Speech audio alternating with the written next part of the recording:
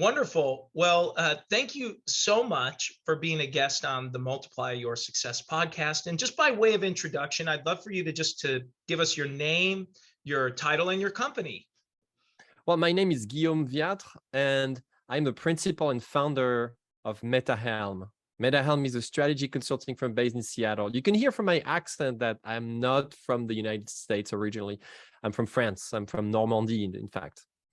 Ah, okay. Wonderful. Wonderful. Well, thank you for being here. I'm so grateful. And, one of the things I really wanted to just kind of jump into right away is a lot of really geared toward what you do. You have a book out called Strategic Narrative.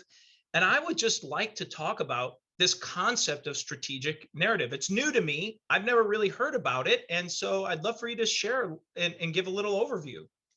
Have you, Tom, so I'll start with the question. Have you ever heard a business person say, we have to have our story straight. We have to tell our story, something like that? Yes, of course, of course. Okay, so it's a pretty common, thing to say in the business world. And that's something I started saying myself, maybe 10, 15 years ago. I've been an entrepreneur for over 23 years now. And I really love this concept. And at first thought that, you have to be a great storyteller and you have to have a company story. And I even made this my job to help other entrepreneurs come up with their story, until I realized that actually there is a big misunderstanding behind this concept. Few people really understand it. We think it's cool. There is a lot of buzz around it. But what's really underneath this is that what you should be focusing on if you are an entrepreneur and you want to scale your business is not build one story, but a system of stories. And that's what I call a narrative. I make a difference between a story and a narrative. And most people, kind of use it interchangeably in their daily speak.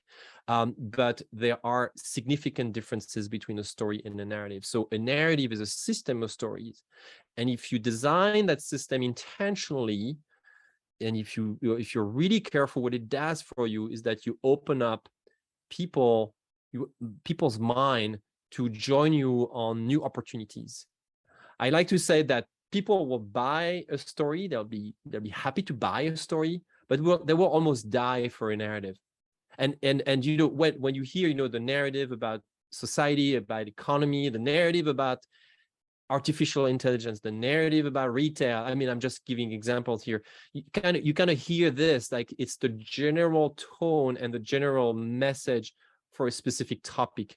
And few entrepreneurs know that they are actually in charge of building that same overall message and conversation about their business. So it's different than just saying, hey, we have a story, right? A story maybe is like, where do we come from? And what product do we have? No, a narrative is that system, carefully designed system that takes your business to the next level. Well, that's really interesting. And, it makes me think a little bit about this idea that's been popular. You talked about some story ideas like a story brand, for example, and some of these other programs. How is that maybe similar or the same to what you're describing here? It sounds like the story is just a part of a narrative, which is a multi-story I don't even know. Narrative, I guess, is your it's a multi-story. Sure. Let's call it a system. It's a multi-story system. So great. So story brands, very popular, awesome concept and book by Donald Miller that I have studied and tried to implement. And that type of approach is great if you have a business that is well established, that is in a category that is probably already defined. You're not really you're not really so much into disrupting a market and a great innovator, but you're doing something that requires marketing, heavy emphasis on marketing. But what this approach doesn't cover is something that helps businesses that are about adaptation in an industry, that are into adaptive things, that are into disrupting, into really high gear innovation, and that not only just cater to their customers, but also caters to a team that they need to mobilize, a set of investors, a community that they need to bring in to be successful, and obviously the founder. Yeah. Well, so on your website in preparation for this, you have this little video that I didn't get a chance to watch the whole thing all the way through, but I was fascinated by the first few minutes of kind of this idea of the story and the narrative, and really alignment that you talk about, in Mm. alignment with your company team. You were Yep. using these arrows as kind of alignment and showing what it kind of looks like. So would you mind talking about how what alignment is, why it's critical, what that means, and how I'm assuming the strategic narrative helps create that alignment? Yeah, that's the purpose of a strategic narrative, is to mobilize people in a way that helps them go the same direction. And when I say people, you may just shrink it to just your team. No, I mean everyone. People means your team, your customers, your partners, your whole ecosystem. So in my book, I represent people visually as arrows, and I say if people are arrows, those arrows go in a certain direction at a certain intensity. They are vectors. People are vectors, and so on a daily basis, if I am doing something for my company, say I'm here, I'm thinking about a new product, I do it in a direction that hopefully is aligned to the purpose of the company, the mission, the goal of the company, and what we're trying to achieve, maybe in terms of profitability or market presence, and so on. And so I do this, and all my decisions throughout the day and throughout the week are going to be driven by something that is unconscious, that is the narrative, something that I'm not going to necessarily challenge because I've got stuff to do. And so that's true. If that's true for one person, imagine what it does when you have 10 or 100 or 1,000 people, and we're all driven, all our decisions are driven by something that is a narrative. So if that narrative is different, slightly different for people in an organization, what you can picture, and that's a visual that I have in my book, is a whole bunch of arrows that goes a thousand directions. And in fact, there is research around this topic, and people have researched, and that's a data point that is available out there. In companies of about 1,000 people, on average, only 10% of employees know exactly where the company is headed. The rest is kind of knows or make a lot of assumptions and kind of goes with the flow, and kind of goes by, but doesn't show up to work with that engagement and that mobilizing factors that makes them make the better decisions, and in a more powerful way, I would say, right? It's orientation and direction. So a strategic narrative helps you fix this problem. And you may have a great product or service, you may have great marketing, HR processes, finance processes, but this is going an extra notch. This is going to provide to you as an entrepreneur, as a successful entrepreneur, the method and the means to really align and make all those arrows go in the same direction. That's the whole point right there. I see. Interesting. And you were talking about, I'm just playing out in my mind, if 10% of your team on average, roughly, know the general direction, right? They know that narrative. They're able to communicate it. They understand it. I'm just thinking about how many people, let's say your customers or prospective customers, or maybe some key stakeholders, or key players in your community, or vendors or suppliers that are communicating every day with your staff, and 9 out of 10 of them are not aligned. That seems problematic that we're all facing. So how do you help overcome that? Well, I look at this as a 360 degrees approach. Again, this is a departure from traditional business storytelling, which is more linear. A story has a beginning, a middle, and an end. And my approach is 360 degrees, and it has a narrative has a beginning, a middle, but no end. And that's by design. That's on purpose. So first of all, you have to be in that mindset. That's the first step. Then I come in with a view that represents your system of stories and your ecosystem into 4 areas. The first one is you. The second one is your community. The third one is your team, and the fourth one is your customer. And what we want to do in this context, I call this the strategic narrative canvas, is define what are the key stories that are going to help people really make sense of what your company wants to do. So I'll give you an example. Let's say, and that's a client of mine who's really innovative, and they constantly build new features to their product. They constantly launch new products. They're in the technology space. And when it comes to launching those new products, what they do is that they build a product story, which means that they are going to assume that the product exists already, and they're going to collaboratively write together the press release for when the product comes out, right? And then they're going to take that document. So it's by design a very short document, 1 to 2 pages. And you know the say, I didn't have time to write a shorter letter. 2 pages, a 2 pages document to describe a product is a little bit of a challenge, can be a little bit of a challenge. And then they're going to test their assumptions and see if their team, their potential customers get excited about this product. And until they get excited about this idea, features, product, whatever this might be, they're not going to start the product development process. So that's an example of what you can do with the strategic narrative in the product development dimension of that narrative. But there are so many other examples. You could apply the same approach, the same thinking for recruitment, for instance. Yeah. Well, where's a place when you're working, you have a great list of clients you've worked with, well-known brands, and most of our clients that we work with, and even folks that oftentimes are listening in, they're leaders of maybe small to mid-sized businesses that are tuning in.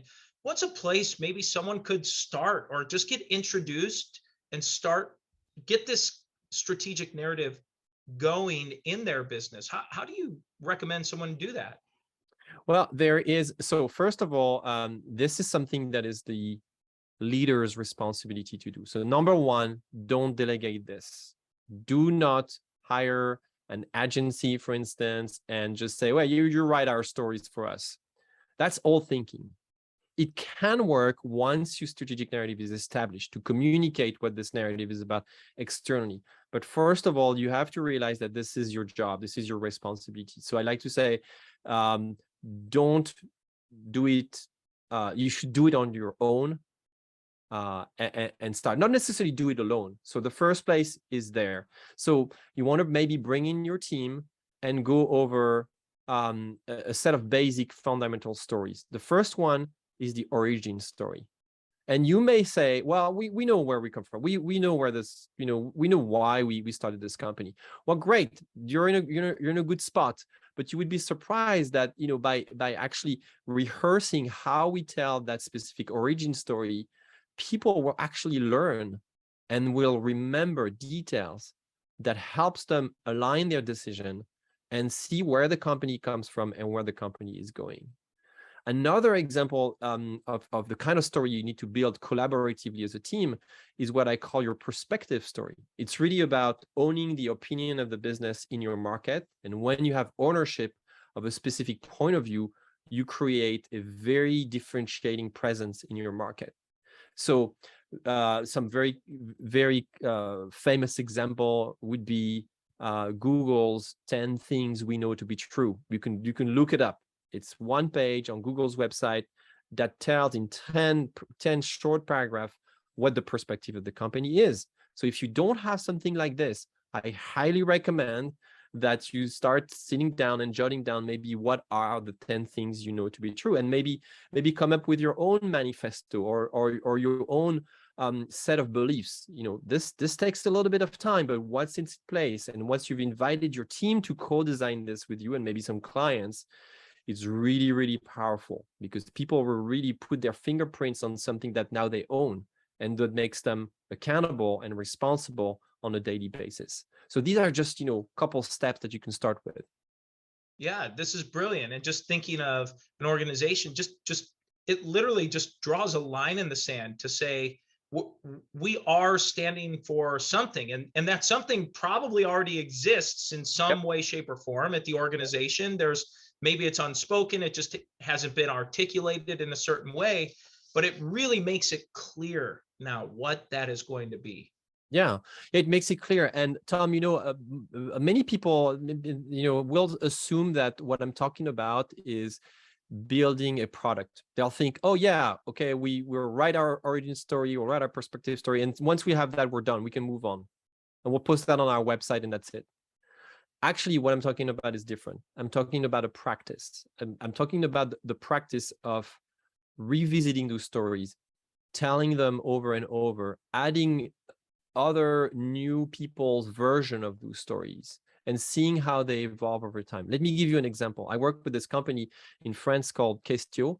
It's a mid-sized company, and they're into business development, and it's about 10 or 12 years old now. And I work with the founder. I've been working with the founder for a few years, and we redid that exercise of the origin story not very long ago. Actually, a year plus ago, we did it, and he had not realized, and he did uncover a specific defining moment in his background, in his history, that actually completely reset the whole strategy of the organization. And as a result, they grew over 50% in 2021. He completely repositioned the company because he had realized that he forgot an essential element for why they exist, really. And that thing in particular was the moment when him, as a young salesperson in his early 20s, he was selling consumer goods to retail chains. He realized that he didn't get the proper training and proper coaching.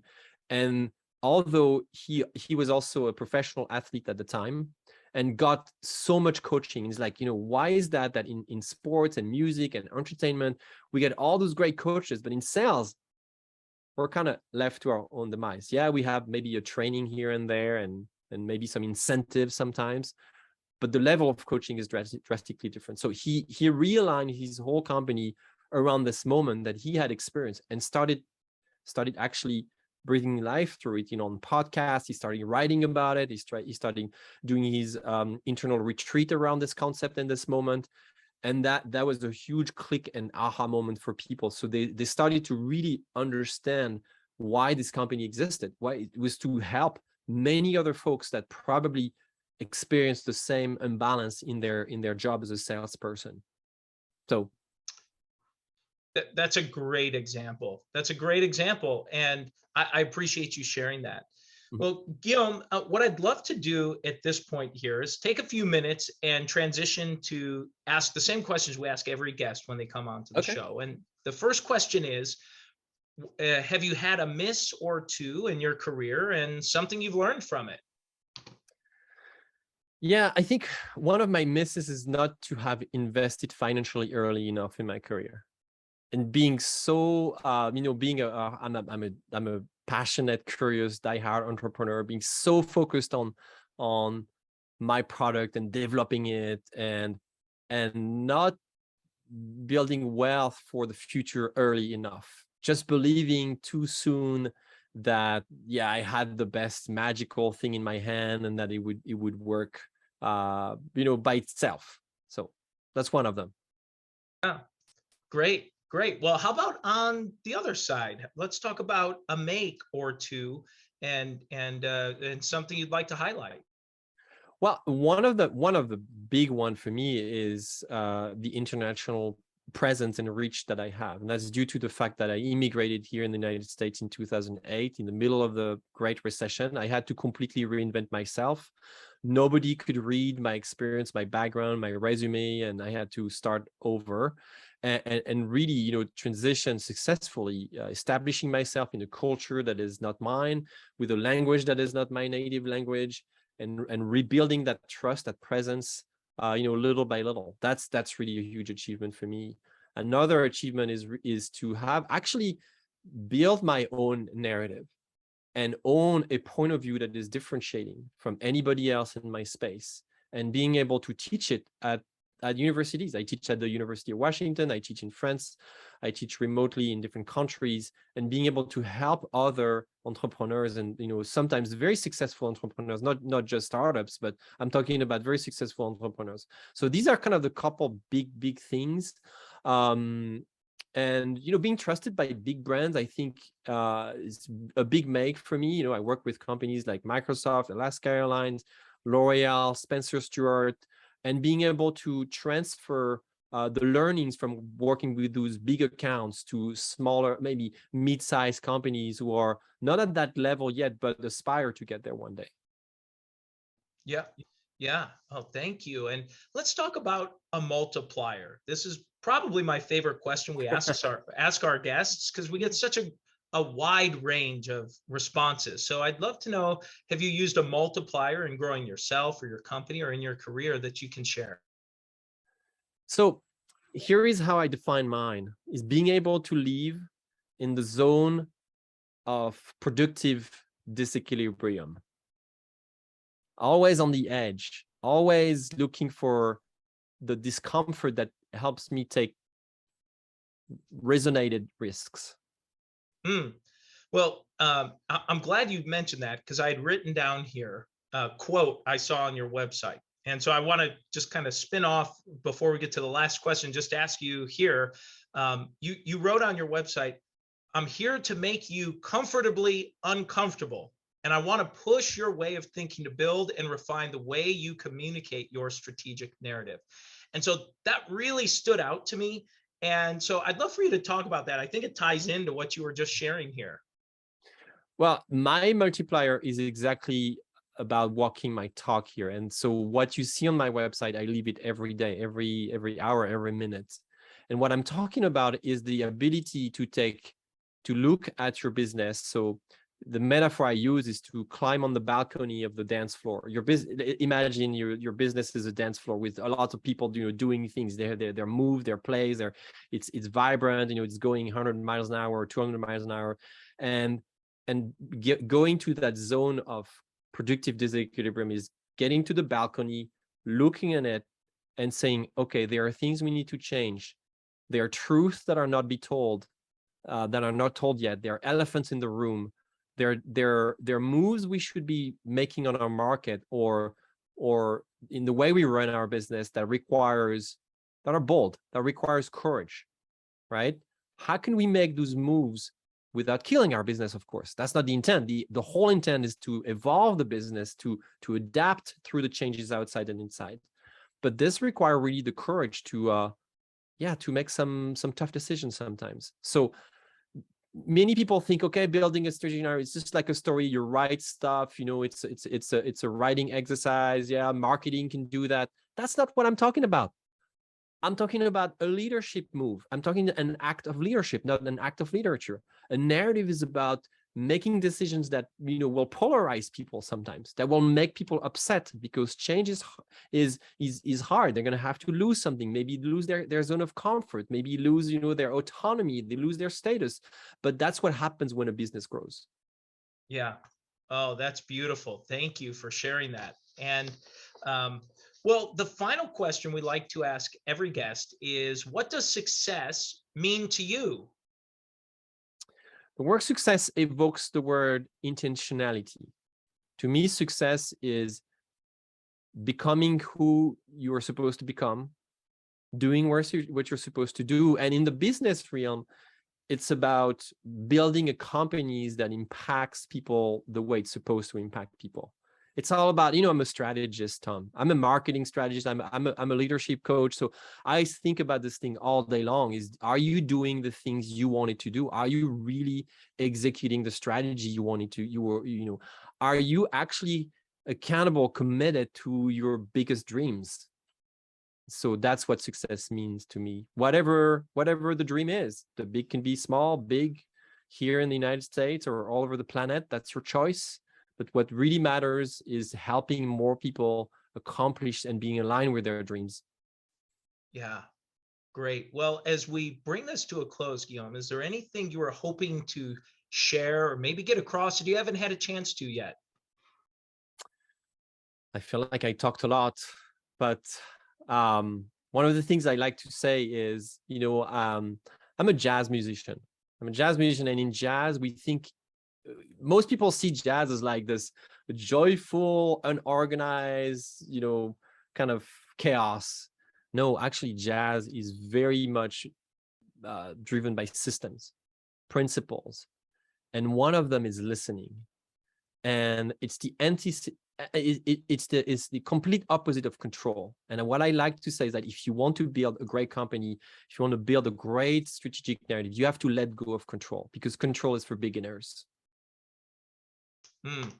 That is brilliant. Well, Guillaume, how can someone learn more about if they're interested in saying, wow, I love what he's saying. I want to learn more, maybe get involved, maybe buy a copy of your book. What's the best place for people to do that?